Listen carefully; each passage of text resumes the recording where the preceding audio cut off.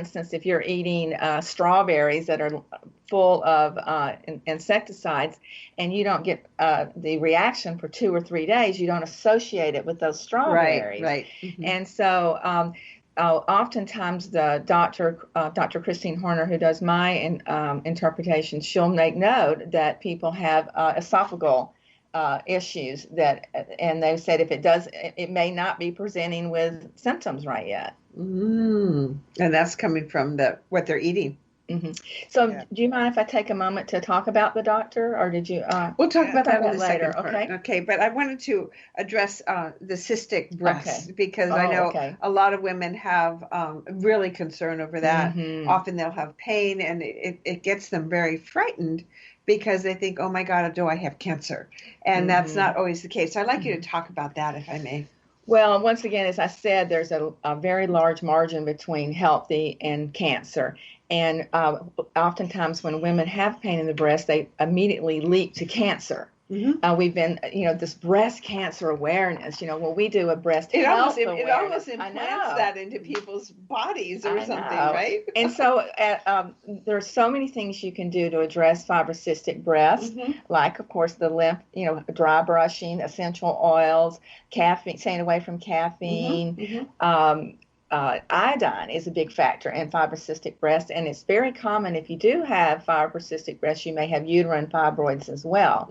So, it's not one thing. And thermography will pick up both of those, absolutely. Right? Yes, it certainly will. And also, if you start addressing it and improving, then we can see that improvement. And that's what's exciting. One of the big things for me is when people come in and they do have a concern or an issue, that they can see that improvement. Not only they can feel it, but they can see it. And as you were mentioning earlier, Kimberly, that the value of a picture, it's very profound for people to see that what they're doing is working, and it does help them stay on track with their protocol. Or what they're not doing is not working. Yeah. That's the other side of it. It's like, what? Yeah. I didn't know that was. Gee, what is that inflammation there?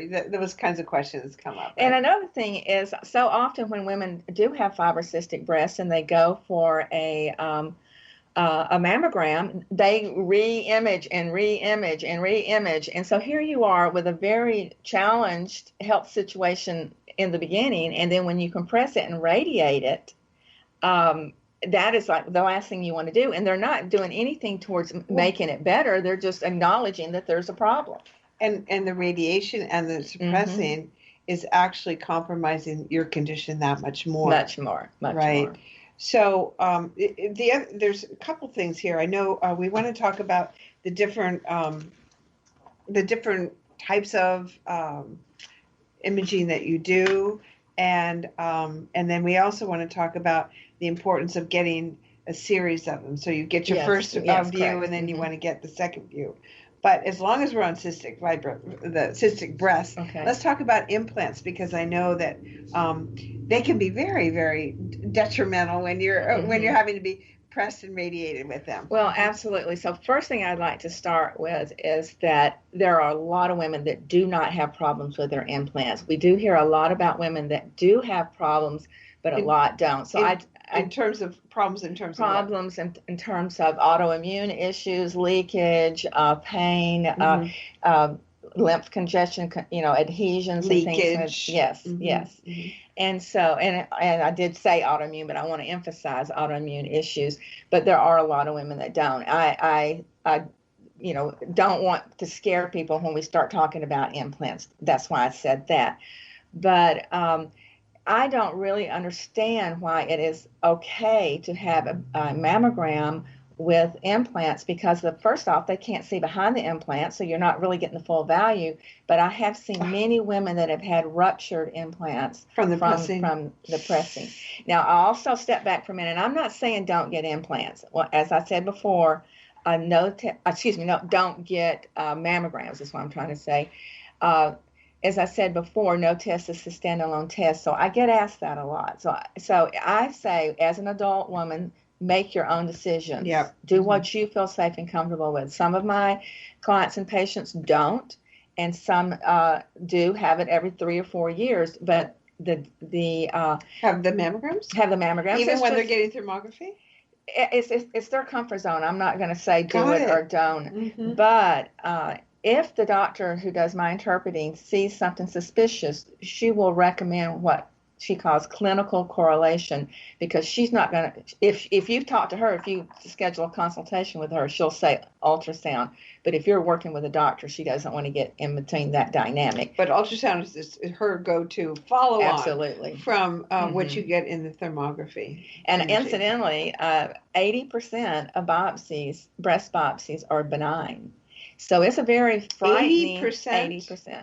So it's very frightening to get a mammogram and call back for a biopsy, and when 80% are benign. Well, let me just share with you. I don't know if I've shared this with you before, but I was diagnosed with, I had felt a lump in my breast in 1992, and I went and they did a needle biopsy at the time, and it was a woman. She was very, very gentle with me, but then she, the standard practice then was to do surgery and take it out, even though it was in situ. It was like stage, not even 1. Now, 4.5 years later, I found I had a lump again, and I had breast cancer. The weird thing was that in the mammograms, they couldn't really find it because it was almost imperceptible. I could actually feel it, so I was grateful for that. But then I find out years later that that's not even seen as cancer, but by cutting and going in and taking it out, they exposed the whole thing. So I got cancer, really cancer, like stage 2, I think 4.5 years later.